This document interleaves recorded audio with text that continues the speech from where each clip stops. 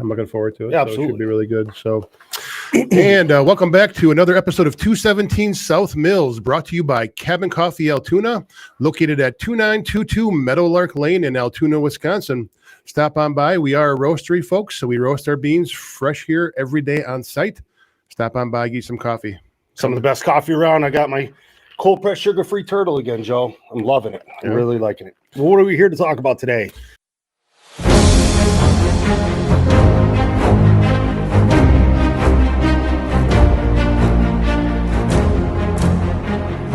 Episode 3 is Seminary. Seminary. For you people out there, Seminary, that's what we call it. It used to be a seminary. We could go into that a little bit more. But that's where we did our 2-week summer camp for the Wisconsin Badgers. And basically it was a seminary where priests went to become priests. Enter the priesthood. Yep. And it was a very old building. Very old. Sound structurally could probably take, hold up against a tornado. Yes. But yes, very old. No air conditioning. No air conditioning. Believed to be haunted. And, some of the stories have gone around over the years that it is haunted. I never saw a ghost or anything, but definitely have some haunting memories there, Bill. I think it conjures up to anybody who was there and had the fantastic experience of going to seminary, holy name, playing football for Wisconsin. That sound, that name will conjure up some difficult memories, some positive ones, and probably a super happiness that you never have to go back. I'm a little sick to my stomach right now just thinking about it. Thinking about those hot mornings with the dew on the grass and having a stretch and, just constant pain. And that's something we talk about, we joke about, but it's basically a 2-week long headache you go through. Every bump and bruise. Day one when you walk in, you're a finely tuned athlete, in shape, everything feels good. And right away, really quick, that goes downhill, those rough mornings. But to touch on the air conditioner. So my roommate, Chris Janik, who we talked about in earlier episodes, he had the genius idea to bring an air conditioner into seminary. And because I think our windows didn't open even in the room, he basically also brought a refrigerator box. We cut that out, put the air conditioner in it, pumped all the hot air into our bathroom, which we were no longer able to use for the next 2 weeks because we were just filling it full of hot air. We had to go use other people's bathrooms, brush your teeth, use the restroom, whatever. But we got by. We had a cool room for that. Still pretty genius. Never thought of that. The windows did open, but there was a screen on there, and I had a box fan. And my roommate, one of the years, or first year, had allergies and did not want the fan on. Do you remember who you were? Yeah, it was Terry Dixon. And he did not want the fan on, and because he had allergies, and I was. If you want to make me unhappy, is make me sleep in my own sweat, and there's no air movement, especially there because you have the pain. It's everything else on top of it. Yes. It's one of those experiences that you remember forever because of the misery and pain it went through. So, Bill, for people who don't know what it was. It was our basically 2-week football camp before season, or it was actually before the season, where we went to a seminary. It's called Holy Hill, or Holy Name. And we would go there, and we were surrounded by nobody but football players, coaches, trainers, and that was it.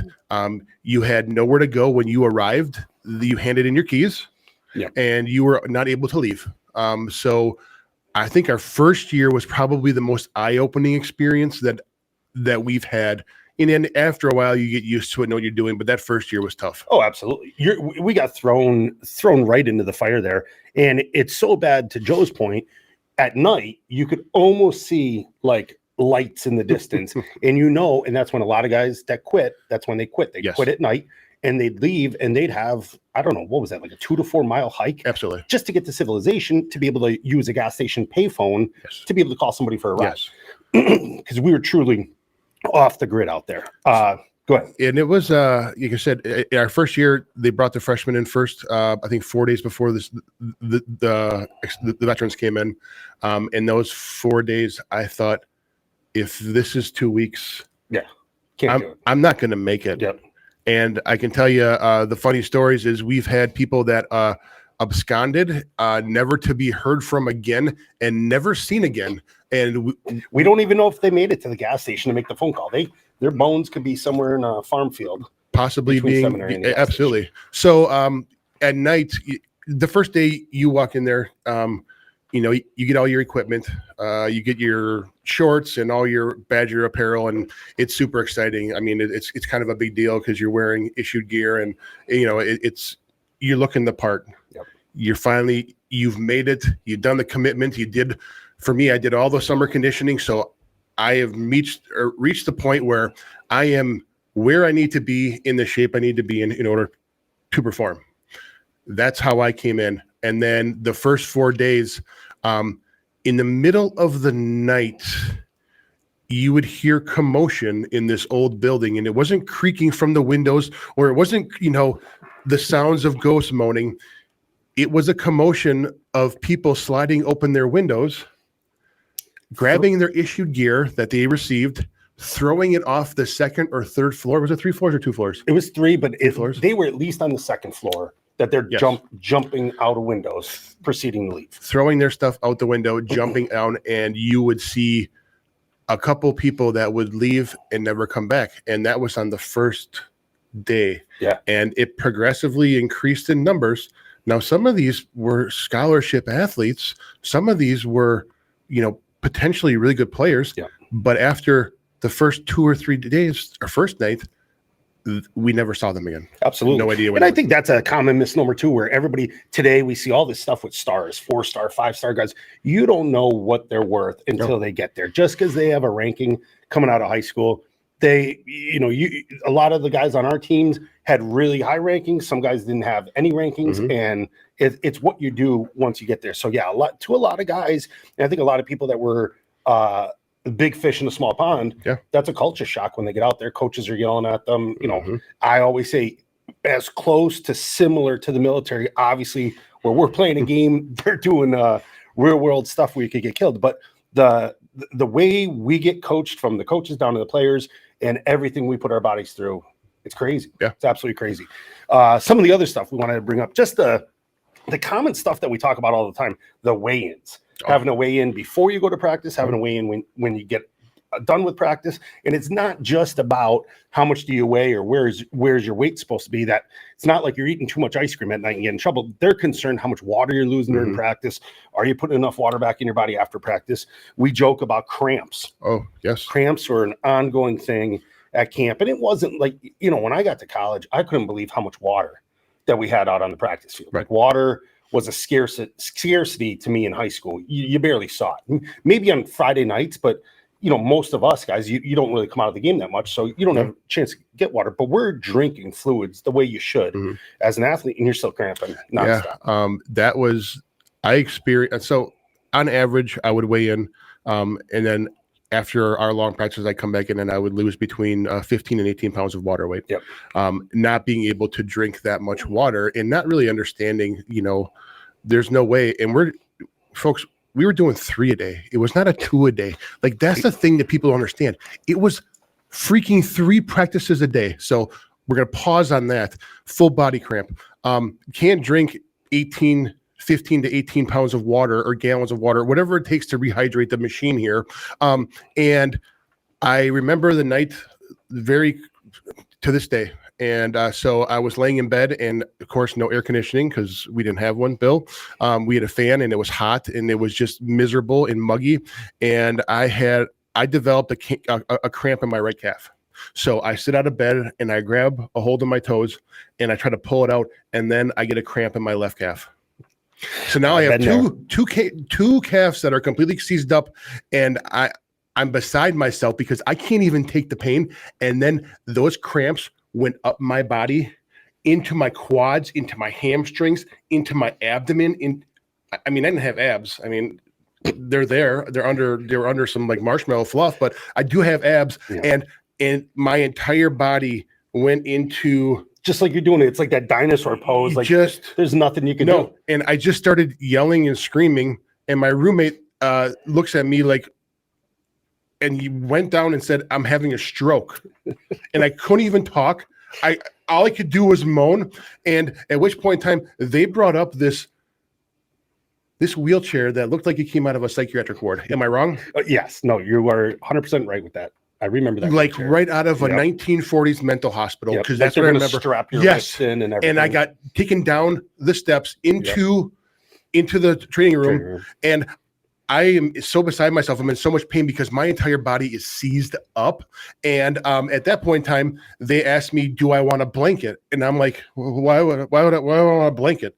I'm hot."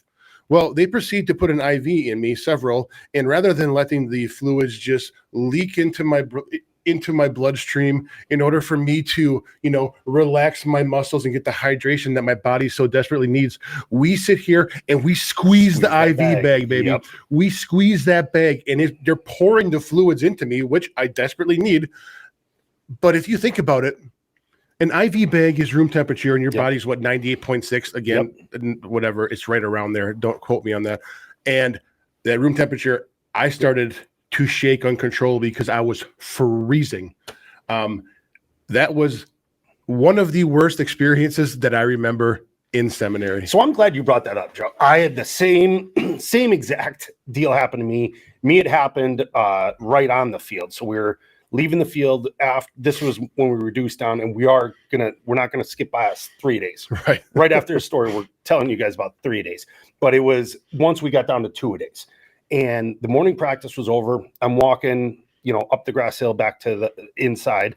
And similar to you, I think it went my quads cramped first, then my hamstrings. Then I went to bend over. Then it was my stomach. Then I had guys like carrying me in. And the next part of the story is identical to you. And then I have a question that I go, we got 2 degrees here from the University of Wisconsin. Why did it take me this long to think about this? So same as you, I'm getting the IV, they're squeezing in. They're like, would you like a blanket? They even go so far to go get my mouthpiece. And I'm like, what do I need my mouthpiece for? They go, because it's going to be cold. You're going to start chattering with your teeth. We don't want you to chip a tooth. With all this being said and all this work we went through, why can't we just heat the bags IV? Wouldn't that solve, don't they have those little heaters that they keep it at 90 some degrees or whatever in there? Why are we going with 60-degree IVs, squeezing them into us? I don't know. I think it was maybe to develop that toughness, possibly. I hope that's one thing that's changed. It seems like everything else has changed. The locker room, the food, the training table, all that stuff. Hopefully we're not still squeezing cold IVs into people. I often wondered the squeeze technique. I don't know if that's the way to go about it. And I'm not a doctor, and I don't pretend to be one on TV. I don't play, but we stayed at a Holiday Inn from time to time, but you're squeezing these fluids into your bloodstream at a high rate of speed, and it's not just one, because it took quite a few to. I want to say it was 4 to 6 bags, just to get you back to even. We realized that I have a problem retaining water. So then, after practices, I would also get to go and have IVs very frequently after practice, in between our 3-day practices, just so I can keep the motor cooled off and hydrated enough for me to be able to go out there and perform. I don't get it one bit, but that absolutely cramps. And like you said, those, especially when you're taking a nap or you look over at your clock in the morning. What did they use air horns, or did they just bang on doors? I forget how they did wake up, but you roll over, you look, you're like, oh, I still got another hour to sleep. Then you go to roll and boom, something cramps. Just the absolute worst. Yeah, 100%. Especially those beds. I remember it was probably just some average bed that was probably 50 years old. Oh, absolutely. But God, did it feel like laying on a heavenly pillow. Yes. It just felt so good to rest your body, to stop like that at the end of the day. All right. So why don't we talk about 3 days? Because so this is what really, I think, formed some of these bonds between us. Oh, yeah. Was going through this. I mean, honestly, you talk to people and they look at you in disbelief. Yeah. Because I had to ask you, correct me if I'm wrong. We did 3 days, right? Yep. You're 100%. So, and I've had just some of the younger players we've gotten to know over the years. I've had these same conversations with a guy our age, and then a younger guy who played, well after we were done. They're like, no, you guys didn't have 3 days, you had 2. And we're like, no, let's take you back. Yeah. 96 and 97, we did 3 days. Yes. And it was, just some of the things we talk about. Tape is so important for an athlete. You're taping your wrists, you're taping your ankles. And, it's not like high school where the tape's crazy valuable and how much tape is left. We're in college, Division I college. There's plenty of it. We didn't have time to get retaped from the first practice to the second practice. Talk about all this. Here's another thing. It's going to get a little gross. But when we talk about all that water weight we lose, Where does it go? Gravity just goes down. Your shoes are socks 5-10 pounds each. Yes. Socks are done. Your tape's falling apart, but you don't have time No. because you're coming in, you're doing meetings, maybe having a meal, and then you're back on the field. Then how about while we're doing 3-a-days, we're also working out. So we're hitting on the field 3 times a day with practice. Yep. Oh, how about in between the second and third practice? Let's get a quick workout in, and we'll touch on some of the stuff. It was basic stuff, bench press, squat, deadlift, all that. But then we're doing neck exercises. Yes. Remember the green military towel that you drape? Somebody be laying on a bench, and you would drape it over their eyes and forehead, and you'd push down with the towel it almost looks like you're trying to waterboard somebody without the water. You're just forcing their neck down. Actually, you're probably sweating in their mouth. So at the same time, there's probably a hint of waterboarding going on there. I'm sure. Because I'm serious. Like after you are going through like in between second and third practice, you're never completely, you're never cold. You're never dry. So it's waterboarding basically, but with human perspiration. It's great. And then some of us were luckier than others where you had Aaron Gibson pushing down on you in the workouts. Like wasn't like you had one of the skinny, weak girl linemen. I mean, you had somebody really put you through the ringer there. How about the meetings though? Meetings. Oh my Lord. Talking from that young age when you first get there as freshmen. I remember, so I was a D lineman, as we've mentioned. I was D line in 96. While the year we all redshirted, then I switched over to offense. When I was defense, I had Coach Lermo as my D-line coach. And man, he'd screw up. And I screwed up plenty because when I was in high school, we didn't really have an offense or a def. I played both ways in high school, but we didn't have anything really complicated. And once you got to that Division I level, it's like, holy shit, this is the real deal. Like, I didn't even realize defense had a playbook. Like we had nothing in high school on the defensive side of the ball. Offense, we had some pieces of paper. But so I'm screwing up. I used to say, I said I'm sorry once, which I was like, God, that's weird to say in a freaking football room. Like everyone's staring at me. And then JP goes one day, he's like, Ferrario, did you understand me? And I was so worked up and nervous. I go, yes, sir. He goes, don't ever say yes, sir to me again. You know what that means in the military? That means fuck you in the military. Don't yes, sir me. And I'm just like, what do you want me to say? Like, I just don't want to get yelled at anymore. But, and you're getting yelled at in meetings until like 9:30, quarter to 10. You know, I laugh how they're like, oh, there's a curfew. What are we going to do? Like the second you allow me to get back to my room, I'm probably chugging a water or Gatorade and I'm going right to sleep. Because that alarm clock's starting right over. Icing. Yes, ice. So back to these meetings. Understand every snap is recorded. Was every drill recorded? I think the drills were recorded too, and the snaps were recorded an end zone copy. So from behind the goalpost and then a sideline copy. So you could see your footwork, your spacing. There was nowhere to hide. So the big guy in the sky. Yes, there was nowhere to hide. So you watched every snap in every drill every day. Yeah. So if you had an off practice, you know it right away. Oh, and you're just dreading it. Yep. Or in knowing that your drills, there's no slacking off in the drills because if you're not into it, they're going to see your output. So there was no hiding at all. Again, when you say very militaristic, that's what it was. And the meetings were, so your first practice, we were out on the field at 7 a.m.? Probably around there. Or on the field at 7 a.m. It's muggy. It was in August. It's got that dew on the grass because it was cooled off the night before, so it's wet. And immediately you're so sore that it hurts to stretch. Yep. And you're sitting down in the cold, wet grass right off the bat to start the day off. You're already soaked. Yep. You know you're going to be soaked from sweat, but we just got out there. You're clean. Your tape is clean. And within a minute, you're sitting on the ground, you're laying on the ground, you're rolling around, you're stretching. Then let's go do it. Let's start running, start hitting, start doing drills. Then like 9-on-7, team, goal line. Yep. And you know, like even at the NFL level today, there's so many teams, and I don't know what the right or wrong thing to do with this is, but there's so many teams that avoid contact for the sake of avoiding injuries.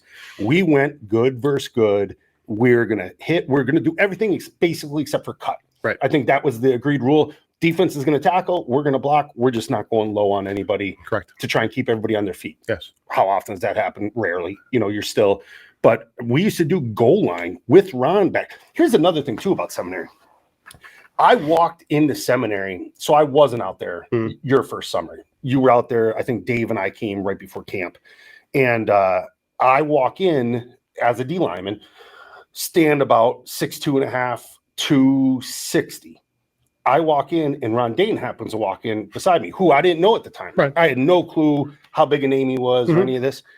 I was like, "Hey, what's up? How you doing?" He's like, "Good. My name's Ron." I'm like, "I'm Bill. Nice to meet you." I go, "What position you play?" And I'm looking at Ron. You know, how tall is Ron? Like, I don't know, 5'11". He was probably 260 or 270 that day when I met him. And I'm like, he's a D lineman. He's a 3 technique or nose guard. Right. I was like, "What position are you?" He's like, "Running back." I was like, "What?" Now, wait a second. Now, I came to college to play D line, and I want to be tackling running backs and sacking quarterbacks. And that's what a running back looks like. I was like, holy cow. He looked like a nose guard. Okay. I mean, but man, could he run? So, yeah, that was just crazy meeting him, seeing that size difference. Hey, Joe, what the heck does it mean when you say Cabin Coffee Altoona is a roastery? Are you making fun of the coffee or something? Come on now, Bill. Sounds to me like you've had one too many shots to the head. It means we're a roastery. We buy our beans green from all over the world and roast right here on site. It's the freshest coffee you can get. Is that why one place I used to go to tasted burnt and the other place tastes like brown flavored water? That's exactly why, Bill. So stop on down to 2922 Meadowlark Lane. Cabin Coffee Altoona. Just remember, folks, everything's better at the cabin. Here's another good one for you. Mrs. Hueber. Oh. Sorry, Mrs. Hueber, we got to throw you under the bus here. Yes. So the first time so we all met Mrs. Hueber on our visits, but the first time once seminary started that we saw her face to face, she came in during a lunch, walked by a table where this is after our redshirt year, all of us old linemen are freshmen, walks by the table and goes, "How you motherfuckers doing?" And we looked at her shocked. We're like, "What did she just say?" And she goes, "Oh, her husband, Jim Hueber, our O-line coach." She's like, "Oh, I figure out after all this time you've been spending with Jim, that's the only term you guys answer to." Yes. And it probably was. And there's another thing too at seminary. So one, these coaches, all college coaches, they yell so loud, it could be heard everywhere. So whether O-line has a bad day, D-line, linebackers, whoever it is, you could hear it through the walls. You know exactly who's getting yelled at. You feel for them. Yep. You're happy that if it's a defensive room, I'm happy it's on defense, not offense, because that means I at least halfway did my job. But then I think it was that year, that freshman year, our second year at seminary, when they were doing the construction. And we're not going to tell the whole story. No, because there are maybe 2 or 3 stories that cannot be told on the podcast. This one, maybe we'll have to figure out some behind the scenes things for down the road. But without telling the story, we got yelled at, we got reprimanded. We got sort of cut down very harshly, and the D linemen, they heard every word of it because all it was a piece of plastic at that time because they were doing construction, so there was no wall. They had that like just a piece of plastic, basically almost like painter's plastic that separated the walls, and you could hear every they heard meeting it, they saw it. There was hand gestures made of us, and still to this day, for people that played, you know what speech it was. It was a very impactful speech, and it's stuck with us ever since. And for some of us, it's a very prestigious club that we are a part of, and it's been 30 years, and it's still brought up that the members of that club, Bill. So, but I think we don't need to touch on any more of that. I think we'll let that go now. Yeah, we'll put that dog to sleep. Back to the seminary being haunted. I do agree it's haunted. I do believe I saw a ghost one time. Okay. You know, when you're coming back in at night, I think it was like, 2 times while we were there, we had a later curfew where we got the afternoon practice knocked off. We could go to dinner or a movie or something. And when you came back, there was always one room at the top center of the seminary that was lit up. It looked like there was a person in it. I could never find that room. Never found a room once I got inside that had a light on, let alone a person. Bill, that was where I was. They were putting IVs in me. You're just watching over us, making sure everybody got back safe and sound. No, it wasn't me. You would have been up there shaking, like trying to get your attention, and you just ignored me. That's all you did. Oh, here's another thing. What was the other thing we did at every day at seminary? What's the first thing you do when you come down the steps before you go into the cafeteria? Who do we have to visit? Dawn the Pill Girl. Dawn the Pill Girl. Dawn the Pill Girl she was a trainer in training. So like she was also a student. But yes, she'd give us a little plastic, like 2 ounce, two ounce cup. like a portion cup. Yes, Yeah, that's what it was. 2 ounce portion cup that you would get tartar sauce in. I don't know portions that often, but yeah, like I'm copying. For you Wisconsin people, when you go to a fish fry, and your tartar sauce comes in a portion cup. So there you go. And we have portion cups at Cabin Coffee. That's how I know the name of it, Bill. So there you Makes go. sense. But yeah, so in this portion cup, no two cups are alike. Nope. Don't know what the pills were. No idea. Never. You got to think we were 17, 18, 19 years old when we came into college. Nobody ever signed anything saying you were okay in taking these. Our parents knew nothing about it. And I'm not by any means trying to assume something negative, because I'm sure people are thinking something bad. No. It was a lot, I'm sure, protein, vitamins, minerals, all the good stuff, but just that you didn't know. Yeah. And that, like how we talk about how sometimes you look and you're like, you have 2 greens, I got a blue, Yeah. I don't have a blue, but I got this. Never understood like the sequence of colors. I think that was the issue. And again, I fully believe that these pills were to help with our vitamin supplement because of how much we were losing. Like, don't question that it was anything illegal in there. Correct. But they were kind of catered to you in what you were needing. So I would walk up to Bill. I'm like, do you have a purple one? You have 2 purple ones. Do you have the toxic green one? I don't have the toxic green one. And you should get a little more. Like, how many pills do you have? And we count them, and they'd be the same amount of pills, just in a different variety. Yeah. And I wish I could say that they were flavored like the purple was purple, but it wasn't. It was just, it just would have been more exciting if they were Flintstone pills. I think chewables. Yeah. Oh, I still remember those. Or it could have. I mean, if they could find a way to put what's the fluid that was pumped into us when we were sick? IV. No, it was the little kids drink that. Pedialyte. Pedialyte. Maybe it was Pedialyte. They could have grabbed the Pedialyte from the back. That's always there in the training room. The Pedialyte. Oh Lord, what was I just going to say before you said Pedialyte? I just lost it for a second. Pedialyte. Okay, and that's going to be a part of the story because no matter what happened, no matter what injury you sustained, no matter how you were feeling, everything could be completely just put at ease with some Pedialyte and some naproxen. And ice and stim. Ice and stim. Ice and stim. Ice, stim, Pedialyte, naproxen. That solves anything under the sun. Everything. That'll fix anybody. All right, here's one more thing that's always been a pet peeve of mine with Seminary was the hills. And listen, we all put our work in. We knew what our job was when it came to football. You're not going to complain. You're not going to bitch. You got to do it. But man, they hosed us on certain days where they're like, go all the way down to the lowest field, O-lineman all the way on that side. Yeah. Then we're going to do a team drill 2 fields up all the way over on the other side. Uphill. Come on. And again, offensive linemen, everything we do is hitting. Yes. Everything we do is full contact. Yeah. So we're in a fist fight down in field number 3, the lowest one. And the quarterbacks were just running the receivers are doing routes. The quarterbacks are doing their drills. They look fresh as hell. Yep. We come up, we're battered and we're bloody, and we have to run 3 fields uphill to get where on the field that they're practicing on. Yeah. And the defense is just standing there watching us run over, dying. Let's chat on that for a second. That we brought up Seminary defense 9-on-7. When we did 9-on-7, that's our inside run period. And listen, we're the University of Wisconsin. It's not like we had that much. We were running obviously it's a run only period. Absolutely. Our basic runs were zone, inside, outside zone, power, counter. That's basically what you're doing in 9-on-7. Mm-hmm. Our defense, every single practice would have the script of what plays we're running, and they know the exact order. Absolutely. Why can't we didn't get anything. I mean, it's just like, okay, they get to know the play. They get to know that I'm pulling around the corner. They get to get ready for that hit. Yep. Yeah, we had nothing. And that upset me. And then as we don't produce yards or do they know where the ball's going and they know when the snap count is, and then they blast through and hit our running back. And then we get called out in film for not doing our job. Yep.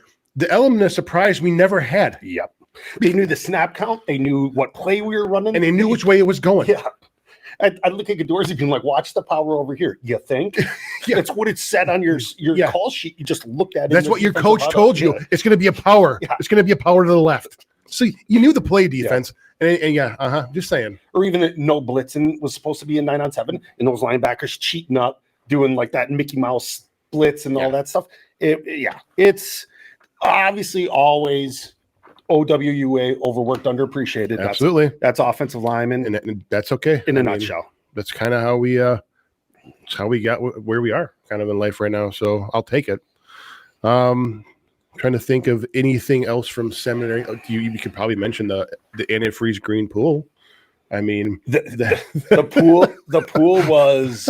There's one other, and of course you got to bring that. There's another story that we know that there's people out there that know that is number 2 that can't be discussed on the show. But just talking about the pool, that was glorious on those days that we got done with practice, and they're like, you could jump in the pool. Yep. I think you take your cleats off and that's it, and you're getting in. It was. There were days an indoor pool. Doing the tape. It was an indoor pool.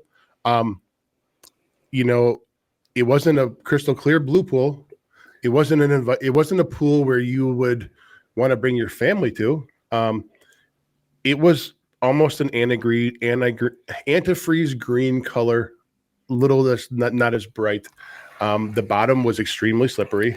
I'd say it had probably been easily a minimum of 10 years before chemicals saw that water. Yeah, all that. I don't think so. I don't think they were treating that pool. No. I don't think it was safe for us to get in at all. But it, like I said, it felt like the best of everything. Absolutely. Like, we had a good practice, summed it up, jump in the pool, and just float for a minute. And especially with all the injuries, because we hit all the time, it seemed like everything, even though I worked out in the summer before, like and was there all summer, you just could not condition your body for the amount of impact. And I played football since I was in 8th grade. I've gone through 2-a-days in high school.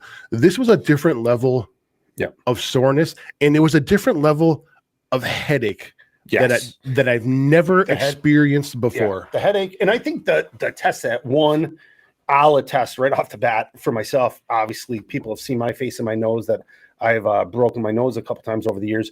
We definitely hit too much back then with our head, with terms of concussions. Like, think about those, whether it's 9-on-7 or doing goal line live. I mean, I looked at Donnell Thompson and Chris Gadorsey and was like, they were the root of 90% of my headaches throughout college, because those two guys had steel inside their heads, and they would just run downhill at you, and you're just butting heads right there nonstop. But yeah, the other thing with injuries, obviously, you've had some serious injuries when it comes to your knees, but those are the ones that are going to take you out of practice, take you out for a season. Right. All the other ones that you're talking about are the little things that we just have to deal with. I mean, I'd rather a broken bone than a ripped fingernail. Or you dislocate a finger, and what do every single play? We're throwing our hands right into somebody's chest. So it's like you dislocate a finger, or you remember getting it where the thumb stays down and your thumb didn't go up, and you jam that in there, and it just, there's nothing you could do. And it's one of those things where in this time of the season, you're still battling for position, and the last thing you want to do is let somebody behind you take your spot, because the guy behind you wants your spot too. Even though you're friends, you're offensive lineman, you hang out together, you do that. Absolutely. Like, there's still somebody who's trying to take your spot. So you're not going to let one of these small injuries, like a broken thumb that you don't tell about, or when you break your hand in the second game of the season, or when you have cracked ribs and you just continue to play because you are dedicated to the guys around you and to the sport. We are going to have to. I know we've talked about, Joe and I have talked about, like, our episode list, like what episodes we want to come out next. One of the future ones, and I don't know if you saw it, that I put out there, this isn't going to be right away, but at some point we're going to talk about injuries. I don't know if we put on the TV back here like 2 silhouettes, like when you go to the doctor's office where you circle where it hurts, like that. Maybe we'll do the pens with the red, the green, the blue, and we'll just go through both of us, and we'll either start with our toes and work up to our head, or vice versa. But we'll go through, we'll list every single injury, talk about it, talk about how it healed. Absolutely. I mean, but yeah, we had some crazy, knock on wood for me, I didn't have anything too severe, but but tore a quad muscle right before the NFL combines. And basically the only other one that risked me coming out of a game was, obviously, sprained ankle is something that, just like you said, you sprain your ankle, you still gotta just tape it up, tape it tighter, extra tighter. Yeah, that's it. You're still playing. You're not sitting out a week or two. No, you're not icing it. You're not like you are doing all that stuff after practice. You're having your Pedialyte. You're having your Naprosyn. Exactly. You're doing the stim, sparking in the morning to get ready. But yeah, those are the things that it's just part of the game. You got to deal with it. And then along those same lines is not ever wanting people to know that you're hurt. Oh yeah. Like you kept that such top secret, unless it was something where it was so evident. Yeah. But do you remember sneaking ice? Oh, absolutely. So that no one would know. Yeah. Because we never want to get written up for that stuff. I don't want you writing down in that book that my shoulder hurts or a stinger. Okay. Nobody. I don't think anybody knows what a stinger is, Bill. I sat out of the Outback Bowl against Georgia because I had nerve damage. Yeah. I mean, in my right arm. Like I couldn't lift it above my waist. Yep. So if you want to explain what a stinger is, that would be phenomenal. For the audience, a stinger is, and I'm assuming this, obviously, the non-medical explanation, it's when you're hitting with your neck and your neck gets in a inappropriate position, I guess is the best way to say it. You get a lightning bolt that goes from behind your ear down to the tips of your fingers, and then it's sort of like when that lightning bolt shuts off, you lose all power. And you got a swinging noodle at your side, and 9 times out of 10, it'll come back within a minute. You shake it out, you'll start getting feeling back. It happens during a game, happens during a series that you're driving down the field. You might get a stinger, and you might go the next play and hoping it's my arm, and so I could my. But then there's guys like you where you got it and it longer. It didn't come back. Or it took a lot longer. Took a lot longer to come back. And I didn't even know. I remember having the stinger, but I don't remember. Like after it came back, I'm like, okay, it's good. And it was so bizarre. The only time I realized it is I was in the weight room with JD and I'm bench pressing, and I'm right-handed, and it was my right arm, and I'm doing bench press, and I can't lift the bar. I had no pressure, no force in my right arm at all. Yeah. And we didn't know what it was. So then I had to go to University Hospital, and then they were poking me with needles trying to find out. And then ultimately it was a stinger. If you mention the word stinger, I think to a lot of the doctors today, I don't know if they know what a stinger is, but it was common vernacular for us. Yes. It's a stinger. And they're like, oh yeah, he has a stinger. Like, and kind of like getting your bell rung. Make sure you got ice and stim it tomorrow after the shakeout deal. Yeah. That and getting your bell rung. Apparently now, like you got your bell rung. And again, it was one of those things where, you saw stars. In some cases, you were knocked out on the field. You got your bell rung, but you got back up and you kept on going because that was the nature of the game. Well, and that's the other thing too. And once again, I think we played at a time where safety was out the window. Nobody cared about safety. And anybody our age or older remembers the top 10 hits on ESPN, where like we used to thrive watching guys get knocked out. Like that's what football was to us. Where today, I think there is still a little bit too much of a concern for safety, where I think that pendulum has to come back down and settle in the middle. But to your point, when we were playing, like today, somebody saying they got their bell rung, that's a full-blown concussion. You're going to concussion protocol. For us, getting your bell rung, that's just like, oh, I got dinged up a little. Let's keep going. It's until you're snoring or unconscious, then it's like, oh, maybe we need to take a look at this one. But seeing stars, you keep playing. Get your bell rung, you keep playing. If you only lose consciousness for a second, but you're not on the ground, you keep playing. Absolutely. Like, I don't. And I'm not trying to promote how tough we were and how awesome it was. Just the nature of the game then, and we didn't have concussion protocols, and it was. And you never wanted to have that stigmata. You never ever wanted to ever let the guys down, and you were not going to be the guy. So you played through the stuff because you had to, and that's literally what it is. Hell, John Favre played. What was it? Was it our senior year, or it had to be our senior year with a broken vertebrae? He didn't even know it until after a season, or he knew it because he was one of those guys. I always felt bad for those. Knock on wood, I didn't have back issues when we were playing. My back waited till after I was done to go sideways. But like Favs was the guy, he used to lay down when the offense was on the field at Camp Randall. He used to like lay on the side of the field to like loosen his back up. Then when the season ended, and I don't know if coach knew about it or they found out afterwards, he went and got x-rays, but he had like I think 2 or 3 fractures in his vertebrae. Yeah. I'm like, that's a broken back. Yeah. And he's out there, captain, putting his head, sticking it in Yeah. there, just going to town, doing what he's got to do. I mean, but yeah, to your point, just like the height and the injuries, you didn't want to talk about. No. You wanted to be that tough guy that was never going to let somebody down. Absolutely. You want your teammates and your coaches to know, like, if you get called on, I'm going to do the job. And I mean, as far as being roommates, you would know, or I would know, like, hey, like, I can barely walk. Yep, got it. What do you need? But that was kept always on the down low. Yeah. And going into the training room after hours to steal ice and to steal heating pads because you didn't want anybody to know that was a common thing. But that's what we had to do, and that's what we want to do. And I'm not promoting that. Oh, back when we played, it was so much tougher. What I am saying is it's better now because it's safer. I agree with that, but football is a violent sport, and it's never not going to be a violent sport. We played football because it was a violent sport. Bill, I enjoyed the violence. Did you enjoy the violence? 100%. I love the violence. Yep. So that's why we played the game to begin with. And yes, there was a time and a place for it, and you turned it off when you were off the field, and you laid it out there when you're on the field. But it was a violent sport, and we played it because of that. It was. But I'm not downplaying that safety is huge. I'm super happy that there is a concussion protocol right now, because I think probably in our latter years here, Bill, we've probably experienced a little bit of some of those things. Oh, absolutely. And I think, like I brought up before, and this could probably be in the episode when we talk injuries, but I think it's, like I had a different number right when I got done playing compared to what number I would say today based off concussions. And when we go into that, and I'm sure we'll have an episode strictly on that, we'll talk more about it, where to our point from earlier, those little things like your bell rung, seeing stars, all of that, we didn't even count those as numbers. No. I mean, how many, if you had a ballpark, how many times you saw stars? I don't even know where to begin. So to us, it was like, no, that's so minor. Like, that's not like mine. Because my number was, I think my number was either, I think it was 2 in my head. I said 2 severe and 5 or 6 slight concussions is what I would have said I had. After I met with a doctor, he wanted me to speak at this high school sort of symposium about sports and safety. And they asked me what my number was, and I was done playing, so I was fine sharing it. And that's what I said. I go 2 and 5.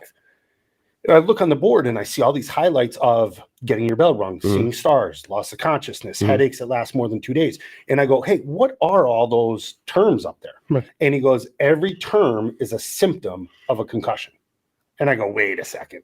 You're telling me if I saw stars, you're going to chalk that up as a concussion? He goes, might be the slight of slight concussions, but that's a concussion. That's why you saw stars. I was like, holy cow, I have no clue what my number is. I don't think you could put a number on it, Bill, because you even think about talking about seminary now. We're doing 3-a-day practices for 1.5 to 2 hours a session, correct? Correct. And you're hitting on every play because we're not doing half pack. We're not doing just helmets only. It's full pack every day. Every day is contact. Just look at your time. And I've been playing football since I was in the 8th grade. It's similar to you. Like, I can't put a number on how many times I've seen stars, or I've even said, I got my bell rung. Don't quite know where you are. Can't quite kind of know what the idea, like, I'm in the game, but don't know. Like, there's film of me in high school where I got my bell rung and we fumbled the ball and I walked over to the defense and I'm ready to get in my thing and I'm asking them to call the play, and they're like, you get the field, because I thought we were still on offense. I mean, I can remember several those periods where you don't know where you are or who you are, but you kind of shake it off and come to and go and do your job. 100% agree. 100% agree. Well, I think that pretty much wraps up this episode for Seminary. Also, just as a reminder, if you guys have questions, specific questions, feel free to hit us up on the email or any of the social media sites at 217 South Mills.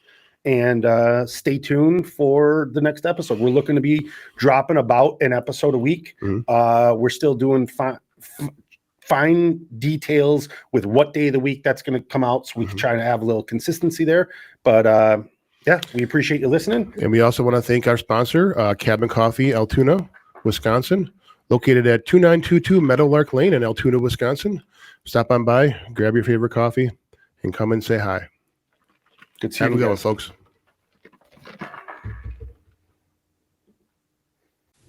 Thank you for listening to Joe and I today. We hope you enjoyed your time with us. If you like what you heard, please give 217 South Mills a 5-star rating on Apple Podcasts.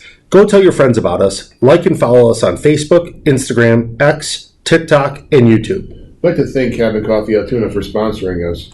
Everything is always better at the cabin. See you next time. And remember, folks, Red has to run.